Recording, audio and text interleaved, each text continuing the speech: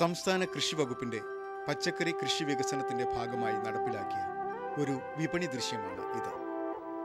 ആലപ്പുഴ ജില്ലയിലെ തഴക്കര ഗ്രാമപഞ്ചായത്തിലാണ് ശ്രദ്ധേയമായ ഈ കാർഷിക വിപണി.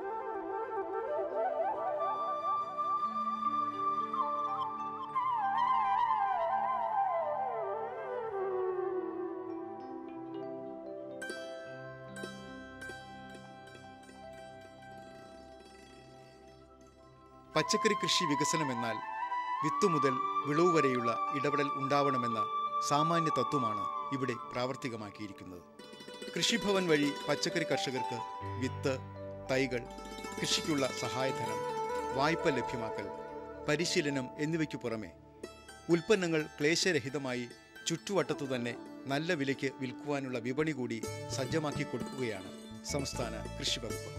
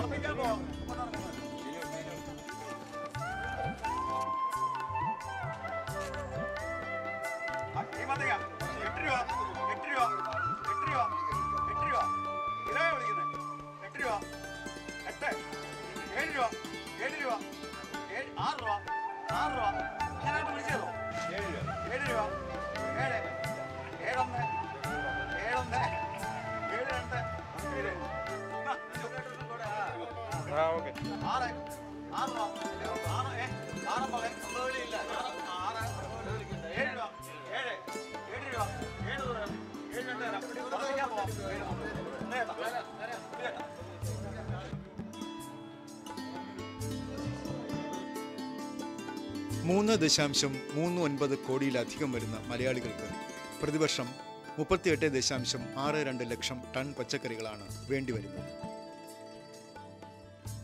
9 ലക്ഷം ടൺ പച്ചക്കറികൾ മാത്രമാണ് ആഭ്യന്തരമായി ഇപ്പോൾ ഉൽപ്പാദിപ്പിച്ചു വരുന്നത്. ബാക്കി മുഴുവൻ മറുനാട്ടിൽ നിന്നാണ് വരുന്നത്. ഒരു ലോറി സമരം പോലും മലയാളികൾക്ക് പട്ടിണിയുണ്ടാക്കുന്ന സ്ഥിതിയിലാണ് കാര്യങ്ങൾ.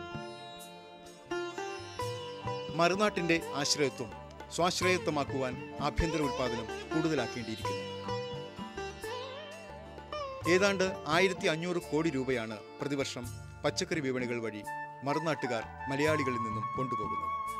സംസ്ഥാന കൃഷി വകുപ്പ് സവിശേഷ ശ്രദ്ധയാണ് ഇക്കാര്യത്തിൽ നടത്തിവരുന്നത്.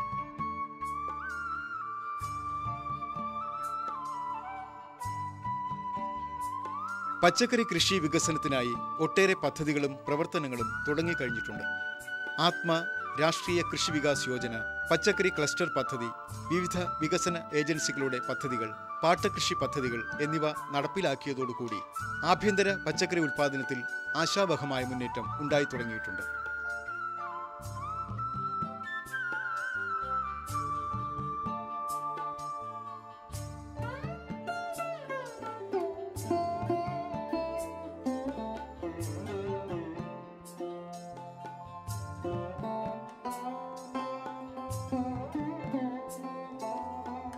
ആത്മ എന്ന് പറയുന്നത് തന്നെ വിജ്ഞാന വ്യാപനമാണ് ഉദ്ദേശിക്കുന്നത്. തഴക്കര കൃഷിഭവന്റെ പരിധിയിൽ കുറേ കർഷകർക്ക് ഒരുപാട് പരിശീലനങ്ങളും വയൽ വിദ്യാലയം അതൊക്കെ നടത്തിയിട്ടുണ്ടായിരുന്നു. ഇത് EM സൊല്യൂഷൻ വെച്ചിട്ടുള്ളൊരു കമ്പോസ്റ്റ് നിർമ്മിച്ചിരിക്കുകയാണ്. ലളിത ചേച്ചിയാണ് ചെയ്തേക്കുന്നത്. EM എന്ന് പറയുന്നത് എഫക്റ്റീവ് മൈക്രോ ഓർഗാനിസമാണ്. ഇത് വെച്ചിട്ട് ഒരുപാട് മാലിന്യങ്ങൾ സംസ്കരിച്ച് വളമാക്കി മാറ്റുകയാണ് ചെയ്യുന്നത്. ഇതിപ്പോൾ ജൈവ കൃഷി രീതിയിൽ കർഷകർക്ക് ഒരുപാട് പ്രയോജനപ്പെടുന്നുണ്ട് EM കമ്പോസ്റ്റ്. ഒരു സസ്യഭുക്കാവുക എന്നത് വലിയ കാര്യമായി ചിന്തിച്ചു തുടങ്ങിയ കാലമാണിത്. മലയാളി പണ്ടേ സമ്മിശ്ര ഭക്ഷണശീലനായിരുന്നു. വേണ്ടത്ര പച്ചക്കറികളും മത്സ്യവും വല്ലപ്പോഴും മാംസവും എന്ന മെനുവിൽ നിന്നും കൊളസ്ട്രോളും ഹൃദ്രോഗവും വർദ്ധിച്ച സാഹചര്യത്തിൽ വെജിറ്റേറിയൻ ആവുക വലിയൊരു കാര്യമാണ്. പക്ഷേ പച്ചക്കറികളൊക്കെ വിഷം തീണ്ടിയതാണെങ്കിലോ? കേരള കാർഷിക സർവകലാശാല ഈയിടെ നടത്തിയ പഠനത്തിൽ ഏറ്റവും മാരകമായ ഭക്ഷണ വസ്തു പച്ചക്കറികളാണെന്ന് കണ്ടെത്തിയിരുന്നു. മാരകവും നിരോധിക്കപ്പെട്ടതുമായ കീടനാശിനികൾ പച്ചക്കറികളിലും ഭക്ഷ്യവിളകളിലും പ്രയോഗിച്ചാണ് മറുനാട്ടിൽ നിന്നും നമുക്കാവശ്യമുള്ള ഉൽപ്പന്നങ്ങൾ എത്തിച്ചുകൊണ്ടിരിക്കുന്നത്. ഇതൊക്കെ കഴിച്ച് കീടനാശിനികളുടെ അവശിഷ്ടമിടുന്ന ചവറ്റുകൊട്ട പോലെ ആയിരിക്കുന്നു മലയാളിയുടെ ശരീരം. പലവ്യഞ്ജന കടകളിൽ മുടക്കുന്നതിനേക്കാൾ എത്രയോ ഇരട്ടി മരുന്നുകൾക്കായി നാം മുടക്കുന്നു. ബഹുരാഷ്ട്ര മരുന്നു കമ്പനികളുടെ പറുദീസയായി കേരളം വളർന്നിരിക്കുന്നു. ആശുപത്രികൾ തുറക്കുന്ന ബിസിനസ്സിലേക്ക് കൂടുതൽ ആളുകൾ വന്നുകൊണ്ടിരിക്കുന്നു.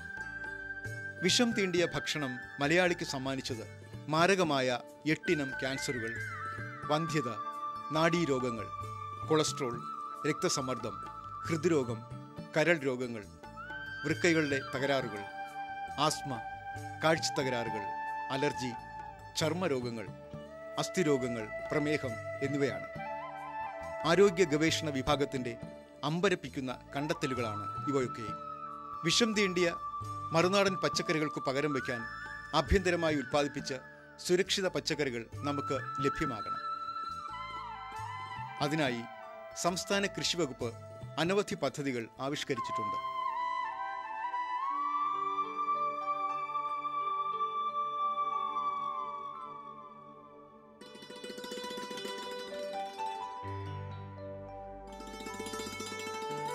ഓരോ വീടിനും 25 ഗ്രോ ബാഗുകൾ വളമിശ്രിതം നിറച്ച് തൈകളുമായി നൽകുന്നു. വേണ്ടത്ര പരിശീലനവും ഇക്കാര്യത്തിൽ കൊടുക്കുന്നു. വാണിജ്യ പച്ചക്കറി പ്രോത്സാഹിപ്പിക്കുവാൻ ജൈവ കൃഷിക്ക് സവിശേഷ പ്രാധാന്യവും നൽകുന്നു. പച്ചക്കറി കർഷകർ ഈ മധ്യ തിരുവിതാംകൂറിൽ ഏറ്റവും കൂടുതലുള്ളത് തഴക്കര പഞ്ചായത്ത്. പച്ചക്കറി കൃഷിയെ ആശ്രയിച്ച് മാത്രം ജീവിക്കുന്ന അനേകം കർഷകർ ഈ പ്രദേശത്ത്. തരിശ് അവരുടെ ഭൂമി കിടക്കുന്നു. കൃഷി ചെയ്യാൻ കഴിയുന്ന ഭൗതിക സൗകര്യങ്ങൾ അവർക്ക് ലഭ്യമാകാതെ വരുന്നു. അപ്പോൾ അതിനെ പ്രോത്സാഹിപ്പിക്കാനാണ് പഞ്ചായത്തും കൃഷിഭവനും കഴിഞ്ഞ 2-3 വർഷക്കാലമായി ശ്രമിച്ചുകൊണ്ടിരിക്കുന്നത്. അതിൻ്റെ ഭാഗമായി 7 ക്ലസ്റ്ററുകൾ കൃഷിക്കാരുടേതായ പച്ചക്കറി കൃഷിക്കാരുടേതായ 7 ക്ലസ്റ്ററുകൾ പഞ്ചായത്ത് പ്രവർത്തിക്കുന്നുണ്ട്. അത് വളരെയേറെ ഫലപ്രദമായി ആ രംഗത്ത് വിജയകരമായി മുന്നേറുന്നുണ്ട്. പക്ഷെ ഇവിടെ ഒരു പ്രധാനമായ പ്രശ്നം ഇവരുടെ വിപണന സൗകര്യങ്ങൾ ഇല്ല എന്നുള്ളതാണ്. സ്വാഭാവികമായിട്ടും പച്ചക്കറി കൃഷിയെ ആശ്രയിച്ച് ജീവിക്കുന്നവർ അവരുണ്ടാക്കുന്ന ഉൽപ്പന്നങ്ങൾക്ക് മതിയായ വില ലഭ്യമാകുക എന്നുള്ളതാണ് ഏറ്റവും പ്രധാനപ്പെട്ട പ്രശ്നം. അല്ലെങ്കിൽ അവർ ആ മേഖലയിൽ നിന്ന് പിന്തിരിഞ്ഞു പോകും. നേരത്തെ ഈ മേഖലയിൽ നിന്ന് പലരും പിന്തിരിഞ്ഞു പോയതിൻ്റെ കാരണവും ഇതുതന്നെയാണ്. അതിൻ്റെ അടിസ്ഥാനത്തിൽ ഞങ്ങൾ പഞ്ചായത്തോടെ പ്രോത്സാഹിപ്പിച്ച് കൃഷിഭവനിൽ കൂടെ കൂടുതൽ പച്ചക്കറി കൃഷി പഞ്ചായത്തിൽ ഉണ്ടാക്കുന്നതിന് വേണ്ടിയുള്ള ശ്രമം ആരംഭിച്ചു. കർഷകർ വളരെ ആഹ്ലാദത്തോടെയും സന്തോഷത്തോടെയും അത് ഏറ്റുവാങ്ങുകയും അവർ ആ രംഗത്തേക്ക് ഇറങ്ങി വരികയും ചെയ്തു. ഗവൺമെൻറ്റിൻ്റെ സഹായത്തോടു കൂടി ഒരു വിപണന സൗകര്യം കൃഷിഭവൻ മുഖാന്തരം ഇവിടെ നടപ്പിലാക്കിയിട്ടുണ്ട്. പക്ഷേ അതും വില വളരെ തുച്ഛമായി മാത്രമാണ്. മറുനാടൻ പച്ചക്കറികൾക്ക് പകരം നാടൻ പച്ചക്കറികൾ ചോദിച്ചു വാങ്ങുന്നവർ ഏറെയാണെന്നത് കച്ചവടക്കാർ പോലും സമ്മതിക്കുന്നുണ്ട്. മറുനാട്ടുകാർ പ്രയോഗിക്കുന്ന കടുത്ത വിഷം ഒന്നും ഇപ്പോഴും നമ്മുടെ കൃഷിയിടത്തിൽ എത്തിയിട്ടില്ല. മാരകമായ കുറേയേറെ കീടനാശിനികൾ കേരളത്തിൽ നിരോധിക്കുകയും ചെയ്തിട്ടുണ്ട്. നമ്മുടെ സുരക്ഷിത ഭക്ഷണത്തിനായി സുരക്ഷിത കൃഷിയാണ് നടത്തേണ്ടത്. പടവലത്തിനും പാവലിനുമുള്ള കായീച്ചകളെ തുരത്തുവാൻ ഫിറമോൺ കെണിയായ ക്യുലറും ചിരട്ട കെണികളും വച്ചാൽ പിന്നെ മരുന്നടിക്കുകയെ വേണ്ടി വരുന്നില്ല. പോരാത്തതിന് കവറുകളും ഇടാം. സുരക്ഷിത കൃഷിപാഠങ്ങൾ കൃഷിക്കാരും പിന്തുടരാൻ ശ്രമിക്കുന്നു. കീടനാശിനി പ്രയോഗങ്ങൾ മാരകമായ പ്രത്യാഘാതങ്ങൾ ഉണ്ടാക്കുന്നുവെന്ന ബോധവും കൃഷിക്കാർക്കിടയിൽ വ്യാപകമാകുന്നുണ്ട്. പച്ചക്കറി കൃഷിയിൽ വളരെ മുന്നേറ്റം തഴക്കരയിൽ കാണാം. തരിശു കിടക്കുന്ന സ്വകാര്യ ഭൂമികളൊക്കെ പാട്ടത്തിനെടുത്ത് വിജയകരമായി പച്ചക്കറി കൃഷി നടത്തുന്ന 100 കണക്കിന് കർഷകർ തഴക്കരയിലുണ്ട്. അവർ 365 ദിവസവും പച്ചക്കറി കൃഷിയിൽ വ്യാപൃതരാണ്. പയർ നട്ട തടത്തിൽ പടവലം നട്ടും തുടർന്ന് ചീര നട്ടും വെണ്ട നട്ടും വഴുതിന നട്ടും തുടരുന്ന കൃഷിക്കാഴ്ചകൾ. പച്ചക്കറി കൃഷി കൊണ്ട് ഉപജീവനവും അതിജീവനവും സാധ്യമാക്കാമെന്നും അവർ തെളിയിച്ചിട്ടുണ്ട്.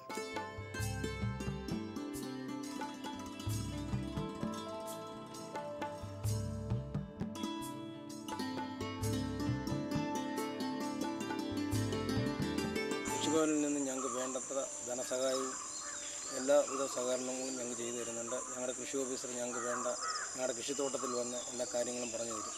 പിന്നെ ആത്മയുടെ കീഴിൽ നിന്ന് ഞങ്ങൾക്ക് നല്ല സഹകരണമുണ്ട്. പക്ഷെ ഞങ്ങൾക്ക് കൊടുക്കുന്ന സാധനത്തിന് വേണ്ടത്ര വില കിട്ടുന്നില്ല.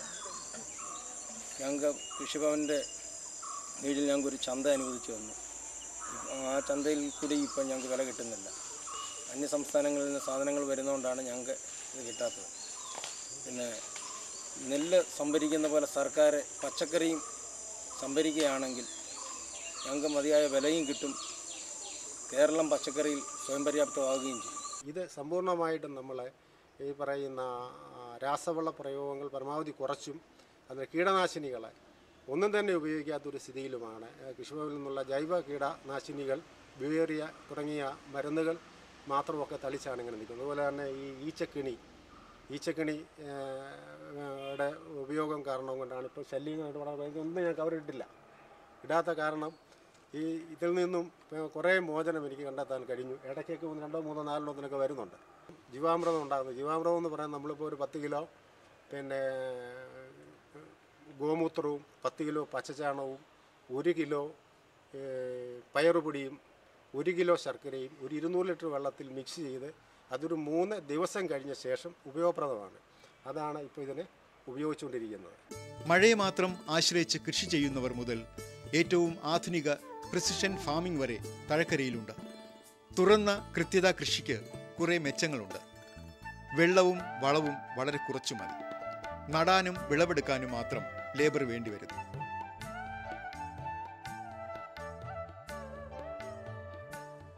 വെള്ളവും വളവും കൃത്യതയോടെ ചെടിച്ചുവട്ടിലെത്തുന്ന സംവിധാനമാണ് ഓപ്പൺ പ്രിസിഷൻ എന്ന ഹൈടെക് കൃഷി സമ്പ്രദായത്തിൻ്റെ ഏറ്റവും വലിയ ആകർഷണീയത.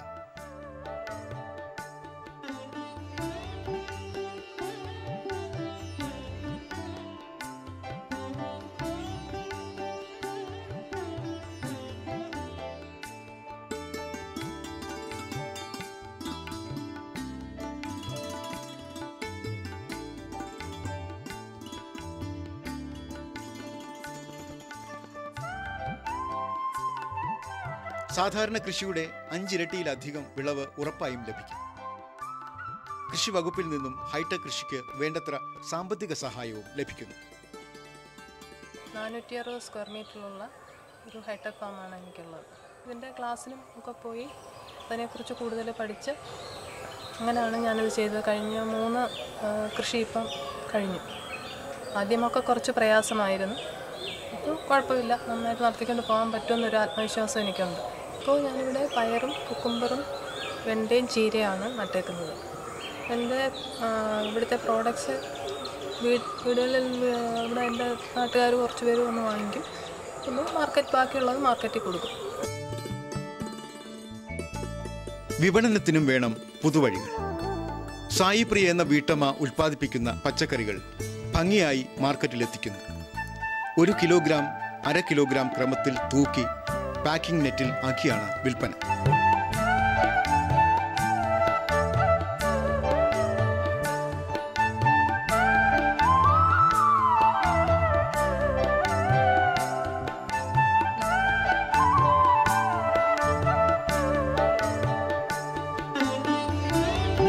മറുനാടൻ പച്ചക്കറി സാമ്പിളുകൾ വെള്ളായണി കാർഷിക കോളേജ് ലാബിൽ പരിശോധിച്ചപ്പോൾ കണ്ടെത്തിയ മാരക കീടനാശിനികളുടെ കണക്കുകൾ ആരെയും അമ്പരിപ്പിക്കുക തന്നെ ചെയ്യും. കറിവേപ്പിലയിലും കോളിഫ്ലവറിലും കാബേജിലും മുരിങ്ങയ്ക്കയിലും സൈവർമെത്രിൻ, ബീൻസിൽ ലാംഡ സൈഹാലോത്രീൻ, പടവലത്തിൽ ഡൈമെത്തയേറ്റ്, പച്ചമുളകിൽ എൻഡോസൾഫാൻ, ചീരയിൽ ക്യൂനാൽഫോസ്. തഴക്കരയിൽ ഓണക്കാലത്ത് 15 ഹെക്ടർ പച്ചക്കറി കൃഷി ഉണ്ടായിരുന്നു. വേനൽ കൃഷിയിലേക്ക് വന്നപ്പോൾ ഏകദേശം 30 ഹെക്ടറിലും മേലെയായി. പച്ചക്കറി കൃഷി ചെയ്യുന്നവർ ഏറെയും സ്വന്തമായി ഭൂമിയുള്ളവരല്ല. 2-3 ഏക്കർ പാട്ടത്തിനെടുത്താണ് കൃഷി. 5 ഏക്കർ വരെ പാട്ടത്തിനെടുത്ത് കൃഷി ചെയ്യുന്നവരുണ്ട്. തരിശു പുരയിടങ്ങളും തെങ്ങിൻ തോപ്പുകളും ആറ്റുതീരങ്ങളും വയൽ തകിടികളുമൊക്കെ പച്ചക്കറി കൃഷികളാൽ സമ്പന്നമാണ്. ഉയർന്ന പരിശീലനം കൊണ്ട് പുത്തൻ ജൈവ കൃഷിരീതികൾ സ്വായത്തമാക്കിയിരിക്കുന്നു കർഷകർ. സ്യൂഡോമോണസും ട്രൈക്കോഡെർമയും രോഗങ്ങൾക്കെതിരെ ഫലപ്രദമാണെന്ന് സ്വയം ബോധ്യപ്പെട്ടിരിക്കുന്നു. കഴിഞ്ഞ 6 വർഷമായി ക്യൂലർ എന്ന ഫിറമോൺ കെണി കായ്ച്ചയ്ക്കെതിരെ ഫലപ്രദമായി ഉപയോഗിച്ചു വരുന്നു. കർഷകർക്ക് കൃഷിഭവന്റെ പിന്തുണയും വളരെയേറെയുണ്ട്. പച്ചക്കറി കൃഷിയിൽ വലിയൊരു മുന്നേറ്റം ഈ കഴിഞ്ഞ വർഷം മുതൽ ഉണ്ടായിട്ടുണ്ട്. കഴിഞ്ഞ വർഷം ഞങ്ങൾ 7 ക്ലസ്റ്റർ പച്ചക്കറി ക്ലസ്റ്ററാണ് ഇവിടെ ഉണ്ടാക്കിയത്. 7 ക്ലസ്റ്റർ എന്ന് പറഞ്ഞാൽ 7 35 ഹെക്ടറാണ്. അതിൽ കൂടുതൽ പച്ചക്കറി ഈ വർഷം വരികയാണ്. പക്ഷേ ഇങ്ങനെ പച്ചക്കറി ഉൽപ്പാദനം ഉണ്ടാകുമ്പോൾ അതിനനുസരിച്ചൊരു ആനുപാതികമായ വില കർഷകർക്ക് ലഭിക്കുന്നില്ല എന്നുള്ള ഒരു പരാതി അവരുടെ ഇടയിൽ വ്യാപകമായിട്ടുണ്ട്. അവരെ ഇതിനെ സസ്റ്റെയിൻ ചെയ്യണമെങ്കിൽ, നിലനിർത്തണമെങ്കിൽ വില അവർക്ക് ഉൽപ്പാദന ചെലവിന് ആനുപാതികമായ വില കൂടി സർക്കാരിൽ നിന്ന് കിട്ടണം. അങ്ങനെയുള്ള ഒരു സാഹചര്യം ഉണ്ടായാൽ മാത്രമേ ഈ പച്ചക്കറി കൃഷി ആഭ്യന്തരമായിട്ട് നമുക്ക് കൂടുതൽ ഉൽപ്പാദിപ്പിക്കാൻ, ഈ രംഗത്തേക്ക് കൂടുതൽ കർഷകർ കടന്നു വരികയുള്ളൂ. അതിനുവേണ്ടിയുള്ള ഒരു ശ്രമം കൂടി ഉണ്ടായാൽ മാത്രമേ ഈ പച്ചക്കറി ദേശീയമായിട്ട് നമ്മുടെ ആഭ്യന്തരമായി കേരളത്തിൽ മറുനാടൻ പച്ചക്കറികൾ ഇല്ലാത്ത നമുക്കൊരു എന്താ പറയുന്നത് മുഴുവൻ നമുക്ക് സ്വയം പര്യാപ്തമായ ഒരു അവസ്ഥ കിട്ടണമെങ്കിൽ ഈ വില നിലവാരം കൂടി പിടിച്ചു നിർത്താൻ കഴിയണം എന്നാണ് ഞങ്ങൾക്ക് തോന്നുന്നത്. 7 വർഷം കൊണ്ട് ഇപ്പോൾ പച്ചക്കറി തുടരെ ചെയ്യുക. ഏതാണ്ട് 2 വർഷം കൊണ്ട് ഞാൻ 1 ഹെക്ടർ സ്ഥലം പ്രിസിഷൻ ഫാം, ഓപ്പൺ പ്രിസിഷൻ തുടങ്ങിയിരിക്കുക. അത് വളരെ ലാഭകരമായ ഒരു കൃഷിയാണെന്ന് എനിക്ക് അനുഭവത്തിൽ നിന്ന് മനസ്സിലാക്കാൻ കഴിഞ്ഞത്. ഏതാണ്ട് ഞാൻ മുടക്കുന്നതിൻ്റെ മറ്റുള്ള വിളവ് കൃഷി ചെയ്യുന്നതിനേക്കാൾ ഒരു 4-5 ഇരട്ടി വിളവ് വരെ എനിക്ക് കിട്ടുന്നു. ഈ 5 ഇരട്ടി വിളവെന്ന് പറയുമ്പോൾ ഈ അടുത്ത സമയത്ത് ഞാൻ 20 സെൻറ്റിനകത്ത് പയർ കൃഷി ചെയ്തു. അത് ഹൈബ്രിഡ് അരിയാണ് ചെയ്തത്. പക്ഷെ അത് ഞാൻ പ്രതീക്ഷിക്കാതെ തന്നെ എനിക്ക് അനുഭവപ്പെട്ടത് ഈ 4 ഇരട്ടി നല്ല 5 ഇരട്ടി തന്നെ വിളവ് എനിക്ക് കിട്ടിയെന്നുള്ളതാണ്. ഏതാണ്ട് 20 സെൻറ്റ് സ്ഥലത്തു നിന്ന് ദിവസവും പയറെടുക്കേണ്ടതായിട്ട് വന്നു. ദിവസമെന്ന് പറയുമ്പോൾ ഏതാണ്ട് 10, 70, 75, 80 കിലോ പയർ വീതം ദിവസം എടുക്കേണ്ടതായിട്ട് എനിക്ക് വന്നു. തഴക്കരയിലെ കർഷകർ ജീവാമൃതവും ക്യൂലറും ട്രൈക്കോഡെർമയും സ്യൂഡോമോണസും ജൈവവളങ്ങളും കൃഷിരീതിയിൽ പ്രാവർത്തികമാക്കിയിരിക്കുന്നു. ഇത് നമുക്ക് മാതൃകയാക്കാം. വിഷം തീണ്ടാത്ത ഭക്ഷണ വസ്തുക്കൾ തദ്ദേശീയമായി നമ്മുടെ തൊടിയിലും പാടത്തും പറമ്പിലും ടെറസിലും അടുക്കളത്തോട്ടത്തിലും ഉണ്ടാക്കാൻ കഴിയുമെന്ന് തഴക്കര തെളിയിച്ചിരിക്കുന്നു. നമുക്കും അതിനൊപ്പം കൂടാം.